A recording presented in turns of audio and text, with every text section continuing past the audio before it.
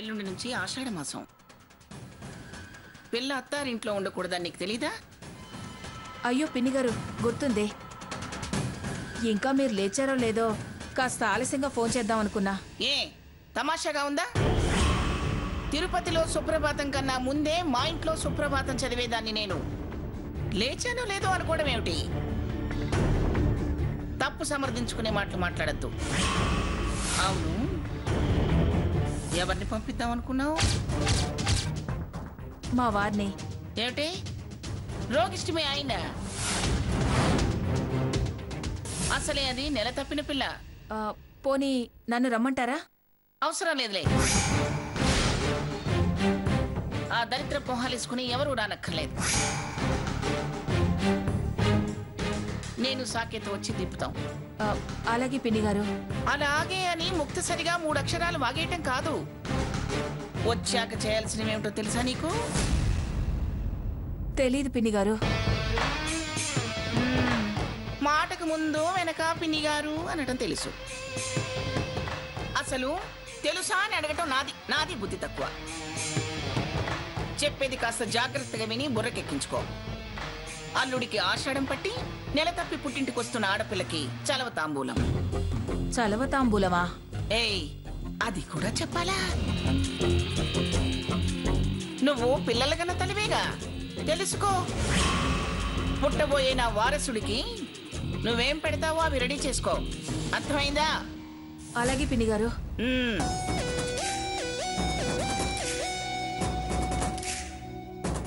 సరిపోయిందా? సరిపోయిందే.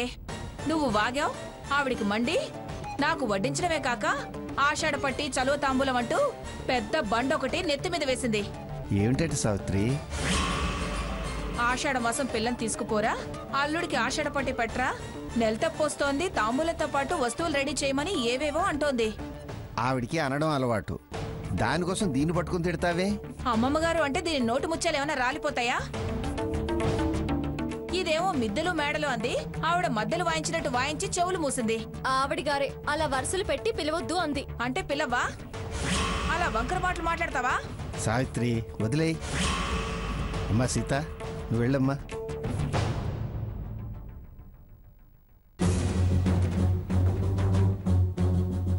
మంగా, నేను ఇలా అంటున్నానని నువ్వేమనుకోకుండా ఉంటే ఓ మాట చెప్పనా? అనుకోకుండా ఉండే మాట మీ నోటి వెంట ఎప్పుడు రావాలి? అయినా విందాం ఆ చిలక పలుకులేమిటో. పలకండి జడ్జి గారు. అసలే పిఠాపురం వారి వంశోద్ధారకుణ్ణి తన కడుపును మోస్తున్న పిల్ల. వాళ్ళదా అరకొర సంసారం, అంతంత మాత్రం సౌకర్యాలు, ఆర్థిక ఇబ్బందులు.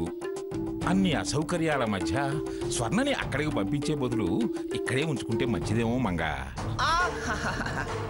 మనవరాలి మీద ఎంత ప్రేమ, ఎంత ప్రేమ!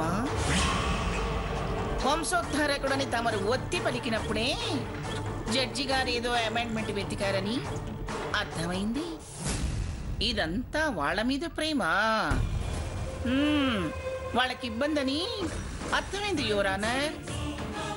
నేను అన్ని ఆలోచించి నిర్ణయం తీసుకున్నాను. నా మనవరాల్ని నేను ఊరికే పంపిస్తానా? దాసదాసి జనంతో, ఏసీ డబుల్ కట్తో, డాక్టర్ని సిస్టర్ని అరేంజ్ చేస్తాను మిలాడ్.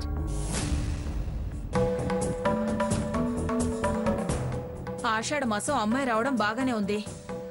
ఈ ఆషాఢ పట్టి అంటోందే, మూలిగే నక్క మీద తాటిపండు పడ్డట్టు ఇదేంటండి? పోనీ మనకి ఆనవైతే లేదందామక్క. గతి లేక ఇదో వంకంటుంది శకుంతల. ఏదో చేతనైంది పెడదాం. ఓ పంచల చాపు పెట్టి శక్తి లేదని దండం పెట్టేద్దాం. పంచల చాపు పెడితే విసిరి మొహాన కొట్టి మనల్ని కోదండం తీస్తుంది.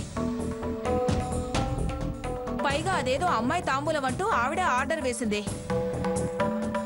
ఆవిడ అంచనా ప్రకారం అంత కాకపోయినా కనీసం 10,000 ఖర్చు చేయాల్సి వస్తుంది. 10,000? 10,000? ఇప్పుడంత డబ్బు ఎక్కడి నుంచి వస్తుంది? నాకొచ్చేది తక్కువే. ఇప్పుడెలా? ఆ మంగమ్మ గొడవ చేస్తుంది. ఆవిడ స్థాయికి నేను చెప్పేది 10వ వంతే. అంత మాత్రం అన్నా పెట్టకపోతే మన అంతు చూస్తుంది. దారిన పోయే వాళ్ళని పిలిచి మొహన ఉమ్మే ఇస్తుంది. అసలే మన మీద పీకల దాకా కోపం ఉంది కూడా. మరి ఏం చేద్దాం అంటావు? ఏమైనా చేయనివ్వండి, నాకు అనవసరం. నా పద్ధతి ప్రకారం జరగాల్సిందే. కనీసం దయాదాక్షిణ్యాలు కూడా లేవా? నా నుంచి మీరవి దూరం చేసుకోకండి. గుక్కెడు మంచినీళ్లు పోసే దిక్కు కూడా ఉండదు. ఛే, మన బాధలు ఆవిడకి పట్టవు. పట్టించుకునుంటే మనకి బాధలు ఎందుకుంటాయి? ఎల్ఐసి బాండ్ మీద ఏదైనా లోన్ వస్తుందేమో. వచ్చినంత వరకు తీసుకున్నాం కదండి. ఏదైనా అవకాశం ఉందేమో ఒకసారి వెళ్ళి కనుక్కుందాం.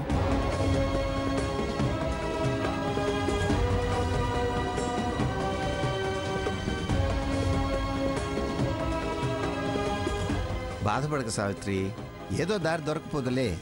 అమ్మా, నేను డ్యూటీకి వెళ్తున్నాను. అలాగేనమ్మా. వెళ్ళొస్తాను. మంచిదమ్మా. వస్తాను పిన్ని. అలాగే.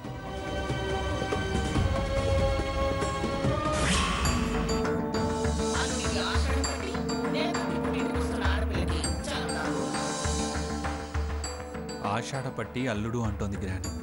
అంటే ఏంటి?